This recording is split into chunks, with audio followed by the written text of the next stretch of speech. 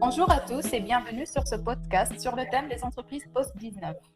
Malheureusement, nous vivons une crise exogène dont le fait générateur est la transmission d'un virus qui a avancé de continent en continent, mettant le monde en arrêt. Cette crise ne concerne pas une entreprise, un secteur ou un pays, mais les entreprises du monde entier. Cette situation a aussi amené beaucoup d'entreprises à s'endetter. Elles ne produisent plus, ou alors beaucoup moins. D'autres ont externalisé leur savoir-faire, devenant ainsi dépendantes, et d'autres encore se sont trouvées obligées de mettre la clé sous la porte. Le bilan semble bien lourd et nous ne pouvons plus nous demander ce qui va se passer post-Covid. Les entreprises sauront-elles se relever? Le retour au travail en présentiel sera-t-il facile? C'est ce dont nous allons parler aujourd'hui avec notre invité, M. Shamseddine Bezetouni. Bienvenue parmi nous. Bonjour, merci beaucoup, merci pour l'invitation et merci pour la sollicitation. Alors, puis-je, s'il vous plaît, vous demander de vous présenter, histoire que nos internautes apprennent à vous connaître? Parfait, alors comme vous l'avez dit, je m'appelle Shamseddine Bezitouni, j'ai 30 ans, je suis entrepreneur dans le domaine de l'innovation de manière générale. Je me positionne comme étant un provider de services aux innovateurs dans leur modèle de croissance.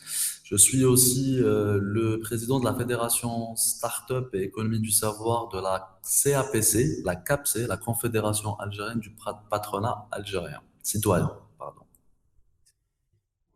Très bien, Machallah. Nous sommes honorés de vous avoir parmi nous, monsieur. Comme L'honneur est connaisseurs du domaine, nous sommes très contents de vous avoir pour avoir votre avis sur la situation actuelle. Donc, j'aimerais commencer par vous poser une petite question. La crise sanitaire actuelle a clairement eu un impact néfaste sur les business en Algérie et dans le monde entier d'ailleurs. En tant que personne du domaine, quelle est votre analyse de l'impact concret de cette pandémie? Alors, parfait, comme vous l'avez si bien dit, la crise, elle est multidimensionnelle. Elle a d'abord été sanitaire, puis sociale et économique. Et c'est l'économie qui nous intéresse le plus aujourd'hui. Il n'existe pas d'expert entier qui arriverait à analyser la situation sur toutes ces dimensions. Mais je vais contribuer par ma façon de voir les choses, effectivement, et aussi tout le recul que nous avons en tant qu'organisation patronale. Donc, comme je le disais, la crise, elle est multidimensionnelle. Elle a touché tous les secteurs d'activité. Dans une économie, pour parler de notre économie, une économie fortement touchée par le rapport physique, on est une société déjà à culture orale. Le business, s'incarne aussi de manière physique. Et le fait de devoir respecter des mesures sanitaires comme la distanciation, comme l'arrêt des transports, l'arrêt de la logistique et de tout ce qui permet le flux, que ce soit les flux de la monnaie, le flux des personnes, le flux des marchandises, effectivement, ça a mis à mal toute la croissance des entreprises, ou du moins même leur existence. Euh, le contexte actuel est caractérisé de crises très très graves. Chez nous, il est conjugué à une autre crise qui a déjà commencé sur un plan économique l'année dernière et aggravée par cette crise sanitaire.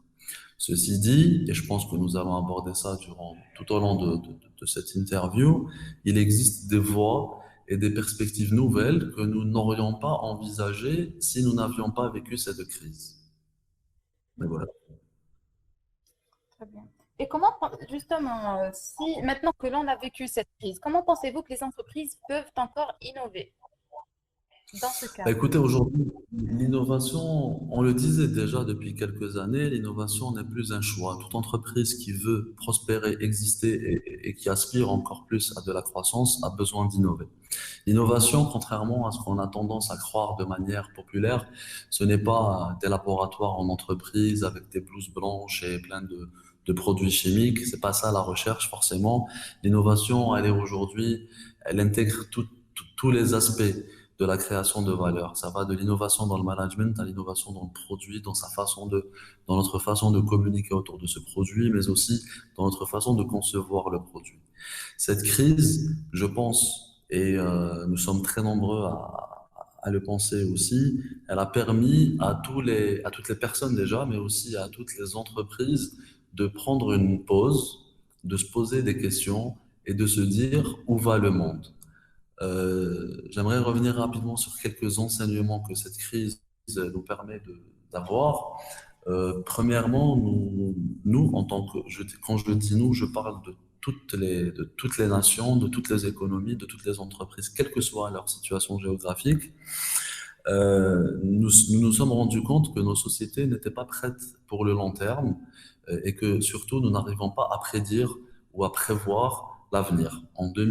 Juste en décembre 2019, personne n'aurait cru vivre ce que nous vivons aujourd'hui depuis mars ou même février pour certaines régions. Personne n'aurait cru qu'on serait empêché de nous déplacer, qu'on serait empêché d'envoyer une marchandise d'un endroit à un autre. Et c'est pour ça que le monde entier est en train d'essayer de revoir les rapports économiques. On parle de nouvelles tendances économiques comme le nearshoring, c'est-à-dire toute la relocalisation de toutes les industries de pays comme la Chine ou de l'Asie de manière générale vers des pays, vers des marchés de proximité. Et là, on a une grande place à prendre dans cette stratégie de relocalisation. Mais sur le plan de l'innovation de manière précise, aujourd'hui, on s'est rendu compte que nous avons oublié un élément très important dans notre façon de concevoir le commerce et la création de valeur, à savoir l'humain. Il y a eu beaucoup de manquements par rapport à la prise en considération de l'être humain dans la chose. Aujourd'hui, l'humain étant devenu la chose la plus vulnérable, mais aussi la seule chose qui nous permettra de sortir de cette crise, toutes les entreprises réorientent et orientent encore plus pour celles qui le faisaient avant, toute leur stratégie vers leur capital humain. Que ce soit les personnes qui travaillent au sein de l'entreprise, les personnes avec qui elles collaborent en tant que partenaires stratégiques, ou tout simplement les clients et les consommateurs de ces services-là.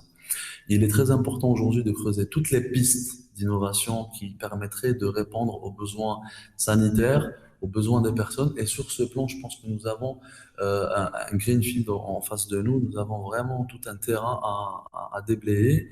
Et vous verrez que nous avons déjà vécu la question du e-commerce qui prenait beaucoup de temps, qui ne connaissait pas l'essor qui devait être le sien auparavant. Durant la crise, c'est les entreprises qui ont connu le plus de croissance, contrairement à celles qui étaient beaucoup plus basées sur des modèles très anciens et traditionnels. Donc, l'innovation est encore plus qu'avant une nécessité. J'ai même envie de dire qu'à partir de cette crise-là, toute entreprise qui n'a pas ne serait-ce que 5% ou 10% de sa stratégie basée sur l'innovation, elle est en train de signer son arrêt de mort et son bilan, son dépôt de bilan. Alors, Shams, on voit aujourd'hui quelques entreprises qui galèrent encore à essayer de travailler en ligne. C'est les entreprises qui ne fonctionnaient qu'en vrai, qui avaient des liens présentiels avec leurs clients. Comment pensez-vous que ces entreprises-là peuvent, si elles ne l'ont pas encore fait, et on en voit aujourd'hui, peuvent transmettre, peuvent plutôt s'adapter à ce mode de service ou service en ligne? Il ne faut pas non plus essayer de ramener toutes les entreprises vers des façons d'opérer qui ne sont pas Les propres leurs, oui. à leur nature. Il existera toujours des commerces de proximité, il existera toujours des micro-entreprises qui vont faire des services de domicile, de la plomberie et tout. On n'est pas encore à la veille de l'intervention à distance des plombiers et des médecins et de tout ce qui s'ensuit. Sauf que, effectivement, cette crise a permis aux entreprises qui étaient principalement basées, qui véhiculaient leur valeur ajoutée via Internet, de continuer à travailler le plus normalement du monde. Mais ce concept de e-life, comme vous l'appelez vous très très bien, c'est un concept plutôt qui était très loin de nos usages, on va dire. Pour revenir un peu à la donnée sociale algérienne, nous sommes, comme je le disais tout à l'heure, une société à culture orale. On aime rencontrer la personne, on aime échanger, serrer les mains avant de faire confiance et travailler sur des activités, qu'elles soient économiques ou autres. Mais cette crise nous a permis de voir que finalement, on pouvait aussi s'adapter, on pouvait aussi upgrader notre culture pour aussi avoir des services d'éducation, de formation, de médecine, de consultation médicale via un outil physique, digital et en utilisant le réseau Internet. Ce qui est intéressant ici à analyser, c'est que avant cette crise, on avait tendance à avoir deux types de besoins. de typologie, de faire une typologie de besoins sur la base des besoins nécessaires, donc l'alimentation, la santé, l'éducation, la sécurité, et des besoins secondaires. Et dans ces besoins secondaires, on répertoriait le numérique et les nouvelles technologies. Mhm. On pensait que c'était des besoins de luxe, qu'on n'avait pas forcément à mettre toutes nos ressources, toute notre énergie dessus. Et grâce à cette crise, j'ai envie de dire, on a compris que l'enfant ne pouvait plus aller à l'école parce qu'il risquait de tomber malade. D'ailleurs, les écoles ont fermé. Mais pour pouvoir continuer à lui inculquer, à l'éduquer, à le former, on pouvait recourir à des plateformes de e-learning. Tout comme la santé en elle-même, pendant le Covid, il n'y avait pas que les personnes malades et atteintes du virus. Il y a aussi des maladies chroniques qui continuaient à sévir. Il y a aussi des accidents, des maladies qu'il fallait traiter. Et là, les personnes, pour ne pas risquer une contamination, ben, on a connu un essor très très important pour les plateformes de télémédecine, de téléconsultation. Moi-même, j'ai consulté à 2 ou 3 reprises des médecins via des plateformes qui commencent sur Internet, qui se terminent par téléphone. Et je pense que ça a permis à nos esprits de changer un peu de posture et de se dire finalement, je peux consommer en ligne. Et c'est là où il y a quelques services qui peuvent aller en ligne, il faut qu'ils aillent en ligne. Et il y a aussi des services dans lesquels il faut intégrer les nouvelles technologies. Les commerces, dorénavant, on va jamais supprimer les commerces de proximité, mais ça serait bien de pouvoir payer avec une, une méthode numérique et non pas faire sortir des billets et des pièces de notre poche pour le Tout payer à fait.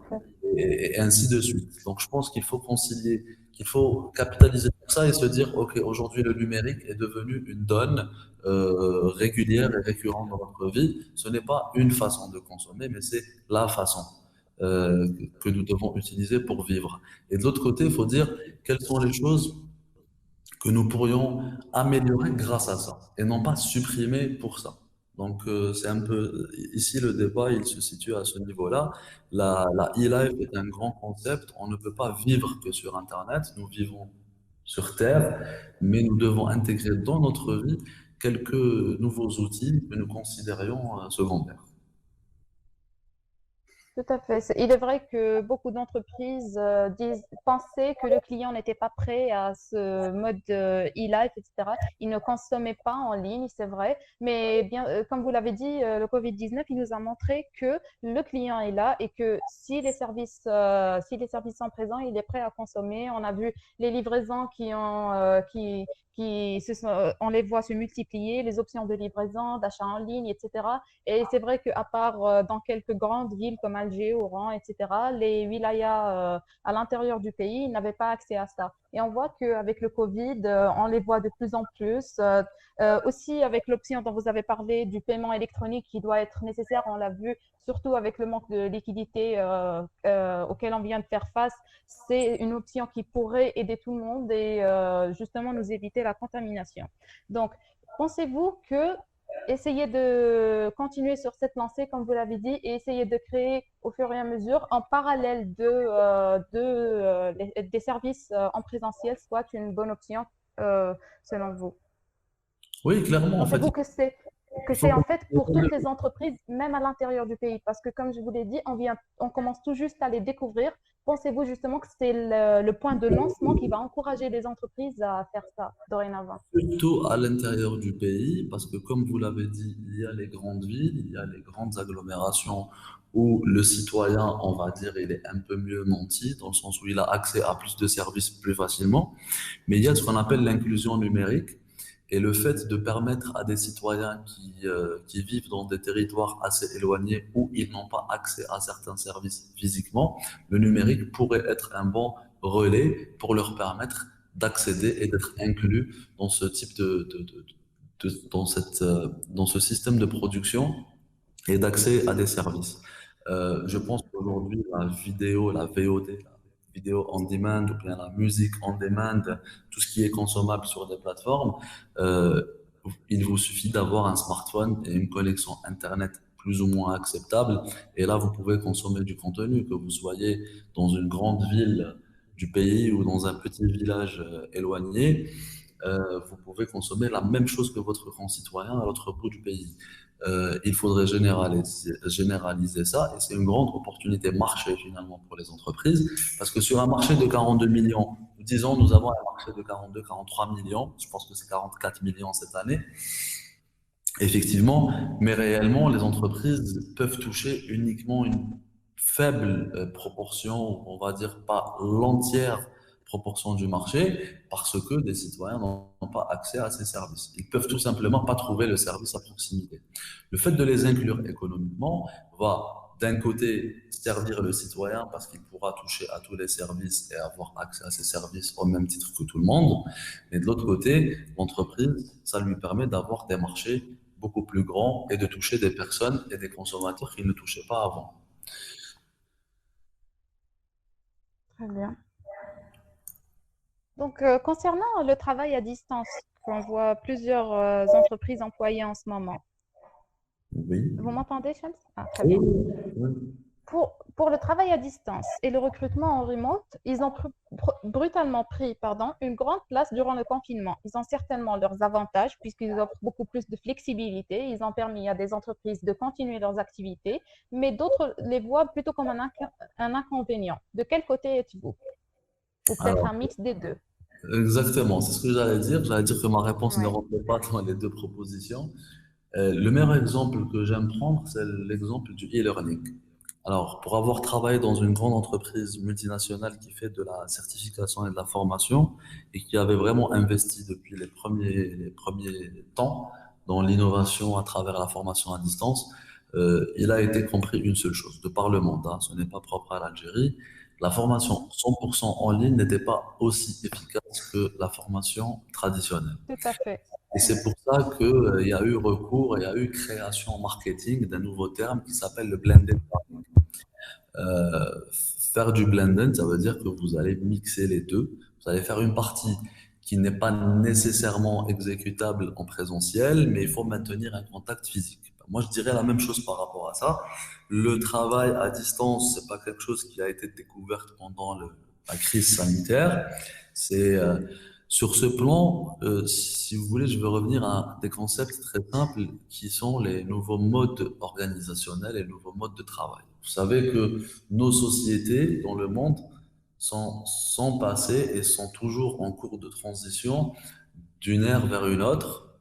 Celle-ci est caractérisée par les nouvelles technologies, de l'information et de la communication, qui a intégré dans nos vies, d'abord d'entreprises, puis de citoyens, le principe du cloud, le principe de consommer on demand, le principe du SaaS, du service, du software as a service, de pouvoir au fait tout simplement avoir accès à des ressources, quelle que soit votre position et quelle que soit l'interface, quelle que soit votre interface de connexion. Ce qui a fait que les gens pouvaient se déplacer et travailler de manière nomade.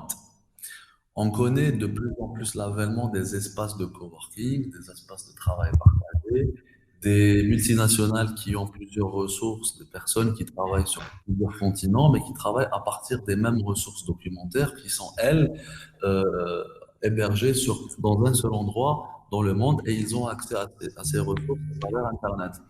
Tout ça a fait que le télétravail est devenu possible. Je n'ai pas besoin d'aller à mon bureau pour avoir accès à des dossiers qui avant étaient classés dans des fichiers papier dans des armoires et puis par la suite sont devenus des fichiers électroniques dans des armoires hébergées localement. On est passé vers de l'hébergement sur cloud, donc je peux avoir accès quel que soit l'endroit où je suis. Et là, il y a eu l'avènement des nouveaux modes d'organisation et nous avons pu commencer à travailler peu importe où on est, que ce soit dans un café, au bureau, à la maison, dans un coworking. Le développement des devices a fait que nous pouvons aussi avoir accès de manière beaucoup plus rapide sur un smartphone à un ensemble d'outils sur lesquels nous pouvons consulter, traiter des dossiers. Et tout ça a fait que le télétravail s'est vraiment développé. Sauf que trop de télétravail tue le télétravail le work everywhere est bon, mais il faut vraiment avoir certaines autres conditions. Aller au travail n'est pas juste un principe d'aller là où vous avez les ressources, mais aussi aller dans une culture d'entreprise, aller dans un écosystème de personnes où vous avez des relations avec des gens qui vont vous permettre d'avancer en groupe. Parce que si d'un côté on peut travailler partout, de l'autre côté il y a aussi le phénomène de l'intelligence collective qui reste nécessaire. Alors oui, il y a des plateformes de travail collaboratif, mais le contact humain reste nécessaire. Et ce, peu importe la société.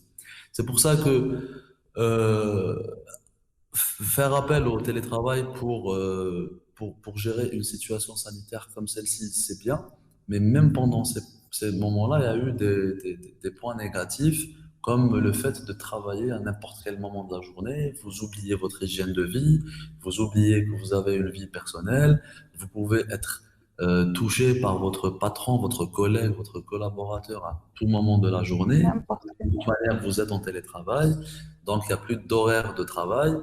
Il y a des inconvénients, il y a des avantages.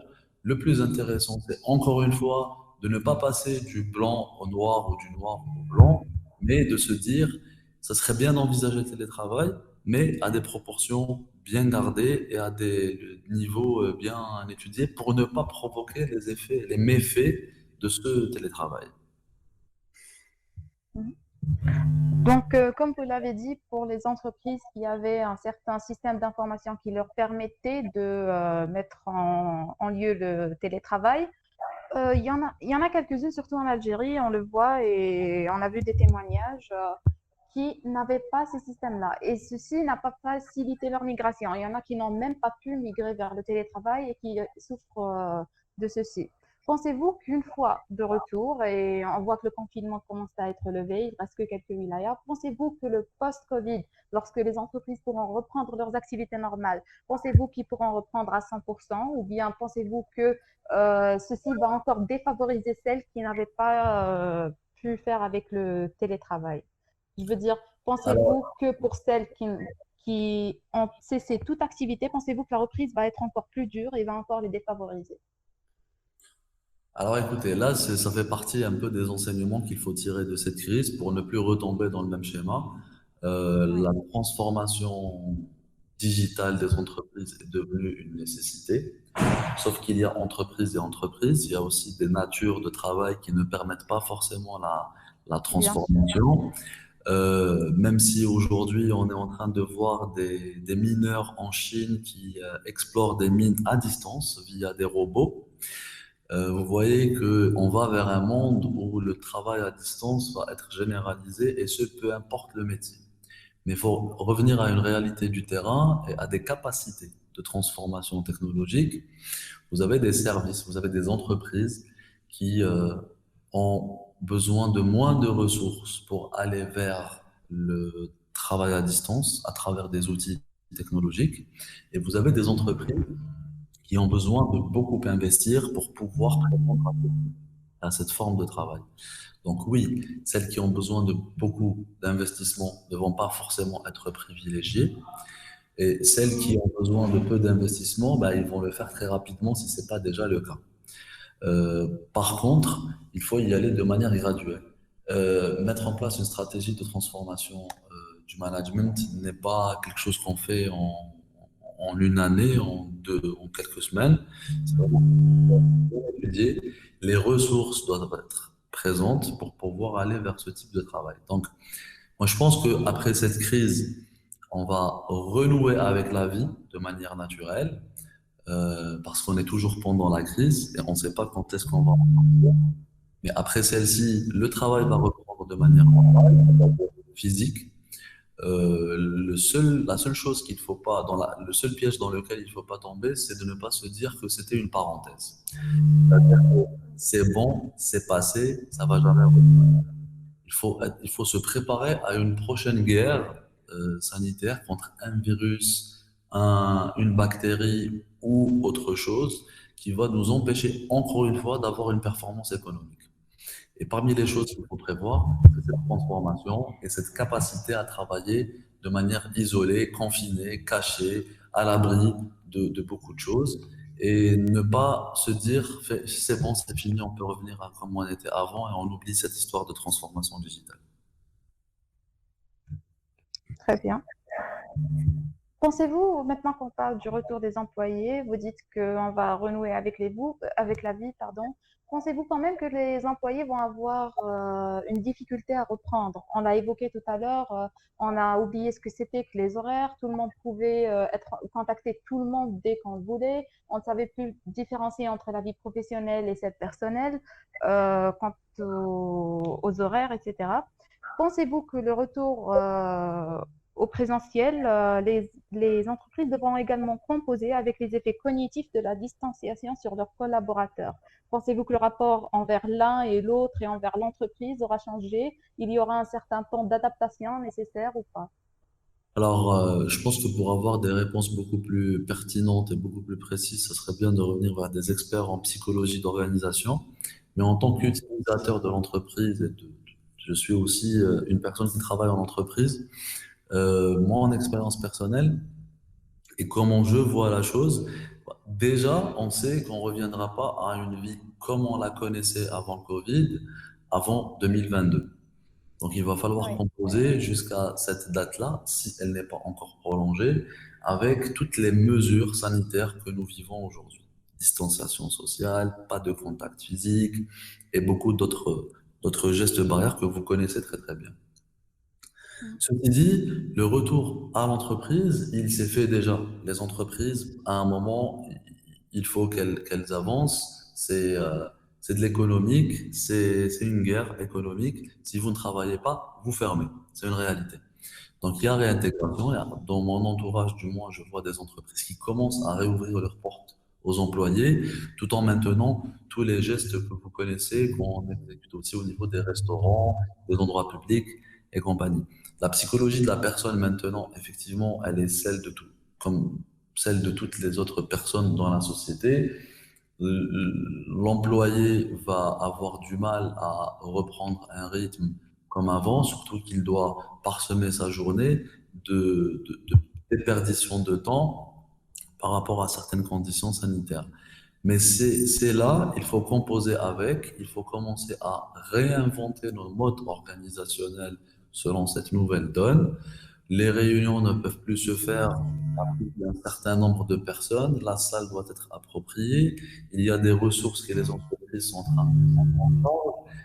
Une hygiène beaucoup plus présente qu'avant. Si avant, une petite entreprise pouvait se permettre des techniciens de surface, c'est-à-dire des agents de nettoyage qui venaient 2 fois par semaine, aujourd'hui, il faut qu'il y ait un passage au moins une fois par jour. Et ça, c'est des ressources. exactement. Si avant, les matières achetées, c'était de la bureautique, du papier et des consommables, aujourd'hui, il y a une nouvelle ligne budgétaire, c'est désinfectants et gel hydroalcoolique, plus les masques et les bavettes sanitaires. Donc, vous voyez que c'est devenu une réalité de l'entreprise, comme c'est devenu la réalité du ménage, comme c'est devenu la réalité du père de famille, père et mère de famille. Donc, je pense que c'est une nouvelle réalité. Il faut composer avec au moins 2 années pour voir un peu comment ça va devenir. Et effectivement, ce n'est pas ce que nous avons vécu depuis mars à aujourd'hui qui va changer notre façon de voir, mais c'est ce que nous allons vivre d'aujourd'hui jusqu'à 2020 qui va changer notre façon de voir l'organisation. Et cette période-là, c'est un laps de recherche et développement et de chercher de l'innovation pour en fait, c'est un message très clair à ceux qui veulent inventer de nouvelles choses. Réfléchissons à ça, essayons de trouver des solutions qui vont aider ces entreprises, dans les entreprises qui font des services aux entreprises, pour proposer des solutions à partir de 2022. Et vous avez donc 2 années de recherche et développement. C'est un temps gagné pour pouvoir proposer des services à partir de 2022 à ces entreprises-là et faciliter leur vie quotidienne. Et voilà. J'aurais maintenant pour vous une question concernant les entreprises. On a vu au niveau mondial que lorsque certaines entreprises se retrouvaient en difficulté, elles ont dû licencier des employés ou elles n'étaient pas en mesure de les payer, etc. On a vu plusieurs chargés des entreprises, plusieurs PDG, etc., qui ont renoncé à leur rémunération ou qui ont disons, pris juste un pourcentage de ce qu'ils devaient toucher eux aussi pour montrer à leurs employés qu'ils n'étaient pas seuls, mais aussi pour aider l'entreprise et essayer de ne pas la faire couler. Pensez-vous qu'une entreprise a aussi un rôle moral envers ses employés et la communauté, ou son but avant tout serait de survivre? simplement de survivre? Je dis que c'est les deux et pourquoi? Je m'explique. Parce que l'un ne va pas sans l'autre. Si l'entreprise veut survivre, si l'entreprise veut être performante et rester sur le marché, il faut qu'elle soit morale. Il faut qu'elle le soit. La moralité n'est pas un centre de coût. Être une entreprise citoyenne, une entreprise engagée, une entreprise morale avec de vraies valeurs, ça fait de vous une entreprise forte. Contrairement à ce qu'on croit, on a l'impression que être une entreprise morale, comme vous l'avez dit, c'est être une entreprise faible et défaillante parce que vous perdez tout votre temps et argent à faire de belles actions. Non, ce n'est pas ça. Oui, Ce n'est pas comme l'être humain qui va choisir entre faire du bénévolat toute sa vie ou bien aller travailler et gagner de l'argent pour devenir riche. Ce n'est pas du tout ça. L'entreprise, comme je vous l'ai dit tout à l'heure, l'un des enseignements qu'on a appris, c'est que le plus important dans la société et dans l'entreprise, c'est l'humain. Donc le fait de faire des concessions sur le gain à court terme vous permet de gagner votre capital humain. Là, vous avez tout gagné. Parce que c'est lui qui permettra à votre entreprise d'exister, c'est lui qui permettra à votre entreprise d'être encore plus présente et forte sur le marché. Et là, vous allez gagner forcément plus que si vous fermez la semaine prochaine. Et, euh, et du coup, ma réponse, elle est très simple. C'est les deux ensemble. C'est la moralité qui fait la force économique et ce n'est pas deux éléments antagonistes. Ce n'est pas du tout contradictoire de faire les deux. Et au contraire, il faut d'abord faire preuve de cette responsabilité pour pouvoir dire qu'on est une entreprise performante. Dans certaines sociétés assez capitalistiques, où le libéralisme fait la loi, tout ça est aussi régulé et ces entreprises-là, les plus libérales du monde, sont aussi dans cette dynamique. On appelle ça tout simplement le capital humain.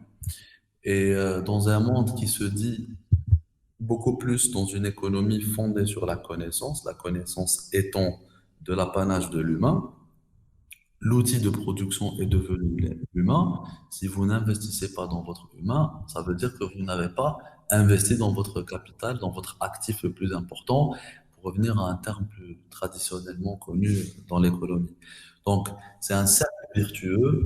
Investissez dans l'humain, oubliez les considérations pécuniaires et financières, et vous aurez un cercle vertueux.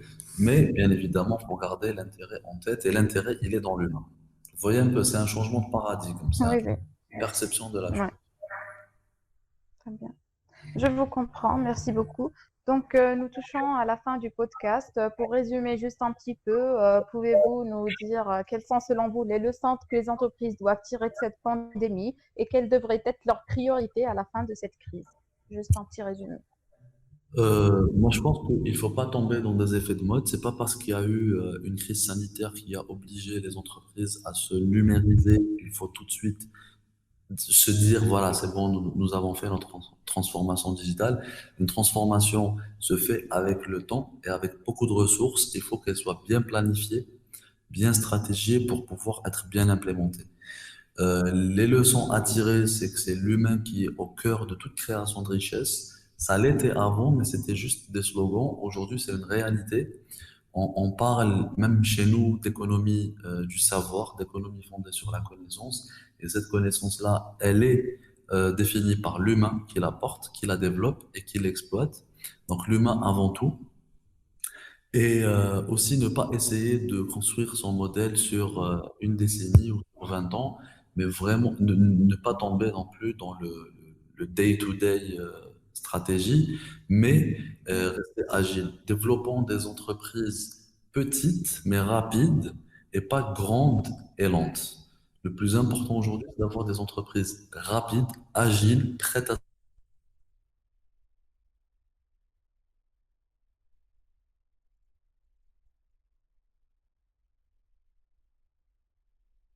à son apparition. Donc, il faut que nous ayons des entreprises prêtes à muter, quel que soit l'environnement, quels que soient les obstacles et quelles que soient les opportunités. Et voilà. Très bien. Merci beaucoup. Peut-être un petit mot de fin ajouté?